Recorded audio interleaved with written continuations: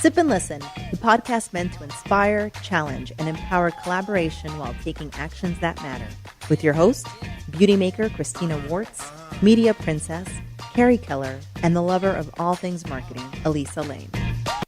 Let's face facts. Your business is either growing or dying. Limeware Promotions wants to help your business grow.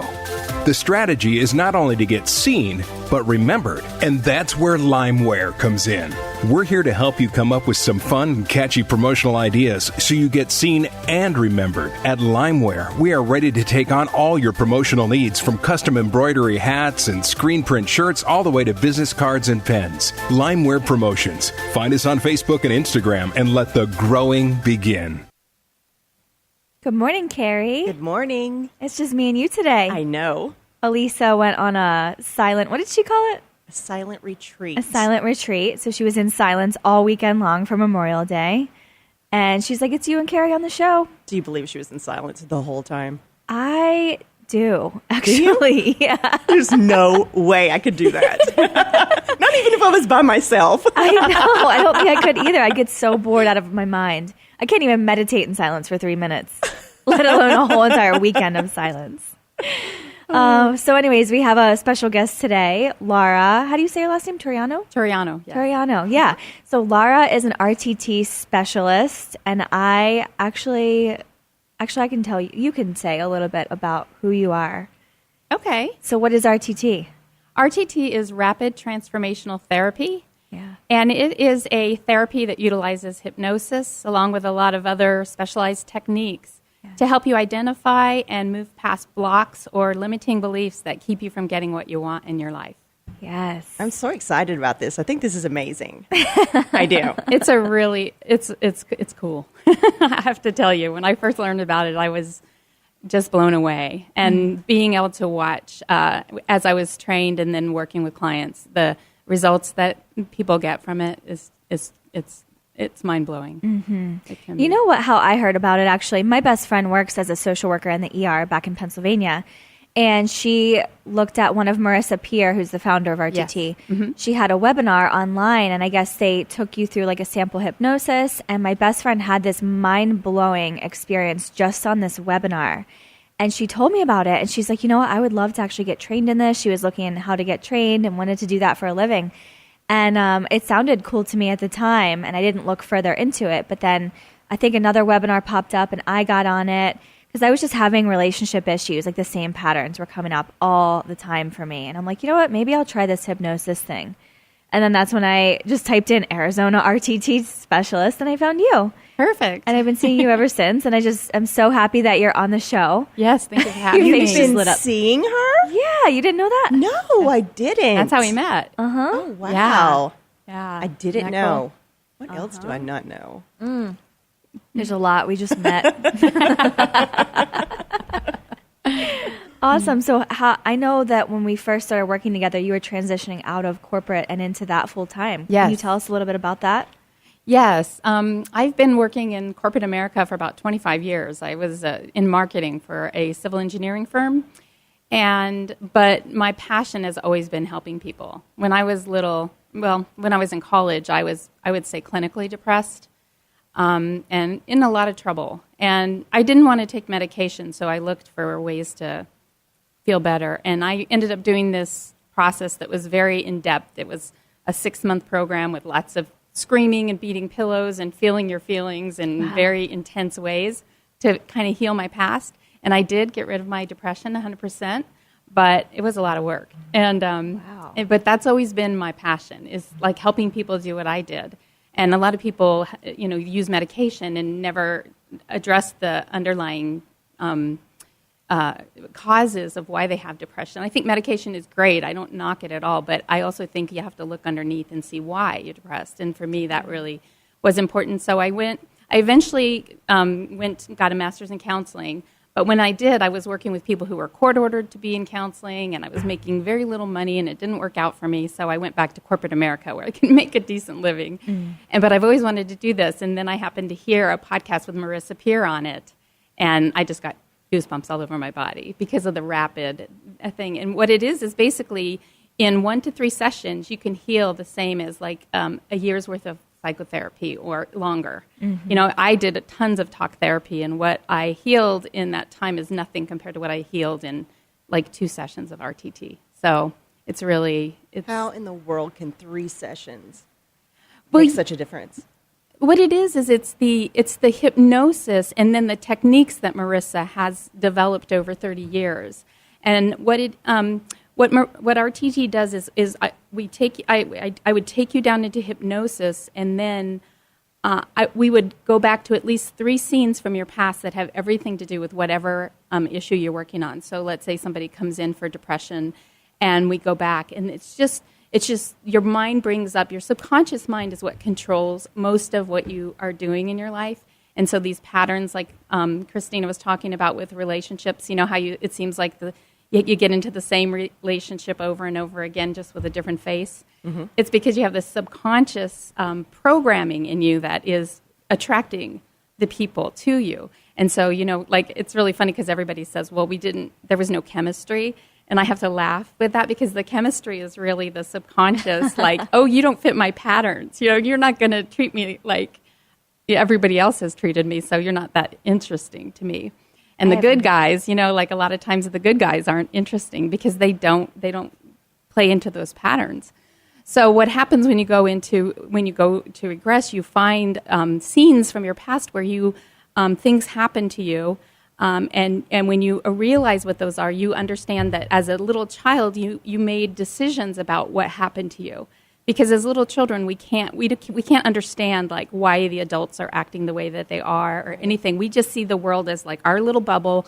We're the center of the universe, and this person is being mean to me, so it must mean that I'm not important. I don't matter. Something's wrong with me. I'm bad. Whatever those programming things are.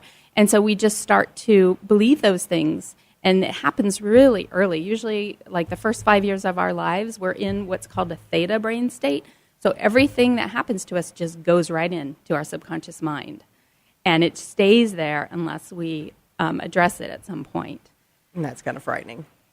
It really is. Like I remember learning about that, how we just like pretty much download everything from age like 0 to 5 or 6 or whatever. And I always think like, parents act a certain way around their infants because they're like, oh, they don't understand what we're saying or anything. But I'm like, when I learned that, I'm like, no, they do. They're downloading everything, whether they can like actually understand you or not. So it's so crucial. It is. Actually, I have watched Marissa work with people, and actually I've had a client that this happened to too, where they actually go into the womb and have memories of being in the womb. Really? Yeah, and Wow. It's funny because in a regression, when I regress someone, the first thing I ask is it daytime or nighttime? And they'll be like, I don't know, it's dark, Wow. And because I know wild. that you can get there, that's when I dig around a little bit and go, okay, now, Is it warm? Tell me, is there is it water warm? around you? Do you hear a heartbeat? Well, that's what happened to my best friend. Like I said in the webinar, she went back all the way to when she was born. Like literally coming out into the hospital, screaming and everything. Like she had the whole entire thing play out for her in this webinar. Wow. And things were said in her scene, and then she actually went to her mom and said like, hey, did this, and this happen when I was born? Or like, what did Dad say when I was born? And her mom said verbatim exactly what she saw in that scene. And like, how else would she have known that? Isn't that amazing? Yeah, So it is that in and of amazing. itself just like sold me on it. I'm like, how does that happen? It's amazing what we remember, like in our subconscious. We don't remember it consciously, but our subconscious is... So do you think everyone can be hypnotized? That's a really interesting question because that is a big concern of a lot of clients. And I do believe that everyone can be hypnotized, but some people are more resistant to it. And that's okay. When I work with clients, I tell them the only thing that you need to worry about is feeling relaxed. Because when you're hypnotized, you're in what's called the alpha brain state. And right now we're in beta. So we live our lives mostly in beta. When we're in a lot of stress, we're in high beta. And right before we go to sleep every night, we go into alpha, right before we slip into our sleep. And then we go into lower brain states. Like when we go into REM, we're into a much lower brain state. But hypnosis is just right under beta. So it's really just feeling relaxed. And when I work with a client who's never been hypnotized before, I tell them, just relax. That's all you need to do. Don't worry. Your mind is going to say, am I hypnotized? Am I not hypnotized? Am I hypnotized? Am I not hypnotized? That would be me. That's the monkey mind. It's hilarious. And so I say, just expect that. That's exactly what it's going to do. It doesn't matter because if you were in a relaxed state, we can access the subconscious mind. And then in an RTT session, you get a recording that you have to listen to for 21 days to reprogram your mind to the new beliefs. And as you go every day, listening to that recording, you begin to go lower and lower and lower into hypnosis. And most of my clients, after about a week, say, I fall asleep every time. And I say, good, because you're going into, that means you're being hypnotized and you're going way under. Wow. That's exactly what happens to me, and I thought I was doing it wrong. Because, I'll play it, and within, I don't even know, 2 minutes, I'm out. And then I wake up later, and I'm like, did the recording stop? Did I miss it? But, no, it just played through, and I was just really, really deep. And even That's if you're crazy. asleep, your subconscious mind will hear the reprogramming. So you don't have to worry about it. Wow. So what types of issues can RTT help? It can help pretty much anything. I work a lot with anxiety, depression, confidence. I also work with, what are some of the other things? Relationship issues, money, abundance, like blocks to abundance. But I've also, it also helps with medical problems. So there's a lot of therapists who specialize in fertility, things like cancer, all different kinds of medical issues too. One of Marissa's techniques is called command cell therapy. And so if somebody comes with a physical illness, then part of the recording will be commanding your cells to heal. And so you can actually tell the cells of your body what to do. And we don't believe that. We all think we're victims of our bodies, but we're not. Our bodies are waiting for us to tell them what to do. And if we're just in fear and we're not, helping our bodies heal with our minds, then we're not doing all that we could do to get better. And that's not to say that, I don't want to disrespect anybody who's ill, but I just like the idea that not only can we get help from the medical profession, but we can also assist in our healing with our minds. Yeah. Have you had any firsthand experience with that specifically? Yeah, I have had, not with cancer, but I have had a client with irritable bowel syndrome that was really homebound. A couple of clients actually, very homebound, and has been able to heal that after going to doctors for many, many years. Wow. And That's interesting. Yeah. And then, sometimes stressful situations will come up and it will start to kind of resurface, and that client will just go back to listening and get right back into balance. Mm-hmm. So, because it's kind of like if you've been doing that for 30 years and your mind will go back to the old patterns sometimes when you get into a lot of stress. So you have to sometimes just give yourself a little boost to get back there. What about obsessive compulsive disorder? Yeah, it can help with that as well. Yeah, usually, it's amazing what the roots are. So it's not like there's one size fits all. Everything is completely different. So it's finding out why. Why do you have these patterns in your life, and going back to those scenes. And like, for instance, let's just say fertility is a really fascinating one, because sometimes when women will go back into scenes, they will remember a time when maybe they were 15 years old and they were having sex and they weren't supposed to, and they were like, oh my God, I don't want to get pregnant. I don't want to get pregnant. I don't want to get pregnant. Don't get pregnant. And they tell their body, don't get pregnant, don't get pregnant, don't get pregnant. And it can be just as simple as that. And it gets into their subconscious. And so here they are, in their mid-20s, and they're trying to get pregnant, and they'll go back into a scene and realize that. Or else they'll have, a woman will have a couple of children and feel like there's no way I can handle another baby. And so their subconscious says, oh yeah, don't give another baby. She can't handle it.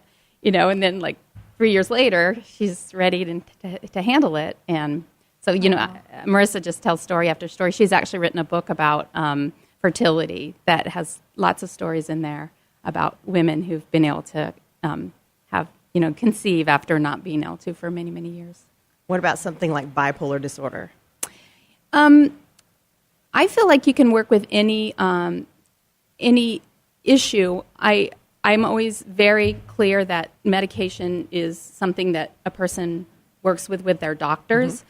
And so I never would ever tell anybody, a lot of people come and they say, I want to get off my medication. I'm like, that's between you and your doctor. But all I can do is to help you find the root cause of some of these issues that you're dealing with and give you a reprogramming. And then you can work with your doctor to see if that feels better. I have not personally worked with someone with bipolar, but I've heard that it works for people with bipolar too.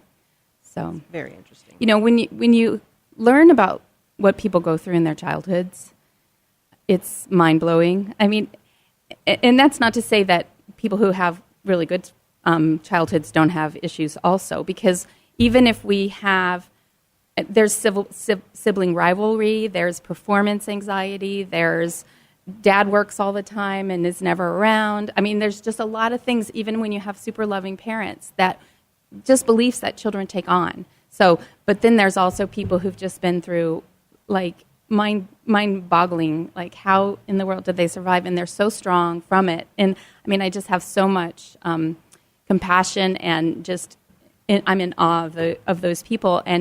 But you can see why they would have, they would develop something as bad as, bipolar disorder or something, because that was just a way of coping with the world. Or so I believe that it can get much, much better when you realize what's underneath.